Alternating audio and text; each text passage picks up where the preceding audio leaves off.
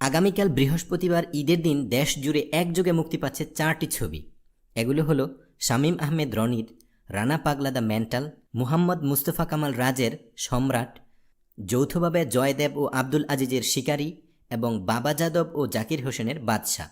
রানা পাগলা প্রেমের গল্পের ছবি এটি। তবে ছবির গল্পের একাংশে দেখা যাবে দেশের অভ্যন্তরীণ কিছু বিষয়ে জটিলতা তৈরি হয়েছে, আর তা মানুষের ব্যক্তিগত জীবনে কিভাবে প্রভাব ফেলে তাই নিয়ে রানা পাগলা ছবির গল্প জানালেন পরিচালক।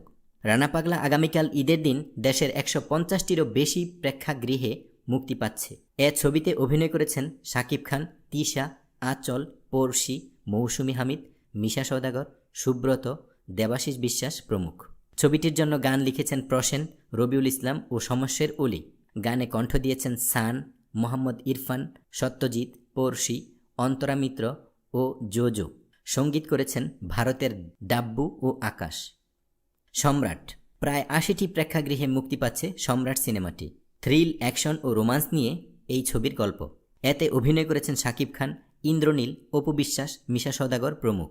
সম্রাট ছবির গান লিখেছেন জনি হক, অভি, রবিউল ইসলাম ও রিদ্দি।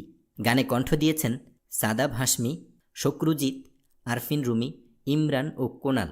গানগুলো সঙ্গীতায়োজন করেছেন ভারতের স্যাভি, ডাব্বু ও বাংলাদেশের আরফিন রুমি ও ইমরান। শিকারী বাংলাদেশের জাজ ও ভারতের এসকে মুভিজের যৌথ প্রযোজনার ছবি শিকারী।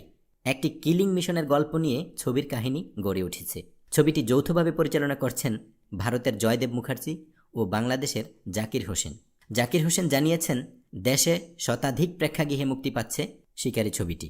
ছবিতে অভিনয় করেছেন শাকিব খান, শ্রাবন্তী, সুব্রত, রাহুল দেব, রেবেকা প্রমুখ। শিকারী ছবিটির গান লিখেছেন প্রসেন। রবীন্দ্রনাথ ঠাকুরের লেখা একটি গানও রয়েছে এই ছবিতে। গানগুলিতে কণ্ঠ দিয়েছেন অরিজিৎ সিং, শান, মাধুবান্তি ও মাধুরা। সবকটি গানের সুর ও সঙ্গীত করেছেন ইন্দ্রজিৎ দাশগুপ্ত। বাদশা এটিও দুই বাংলার একই প্রযোজনা প্রতিষ্ঠান দ্বয়ের ছবি। পরিচালনা করেছেন ভারতের জয়দেব ও বাংলাদেশের আব্দুল আজিজ। 60-এর বেশি প্রেক্ষাগৃহে ছবিটি মুক্তি পাবে।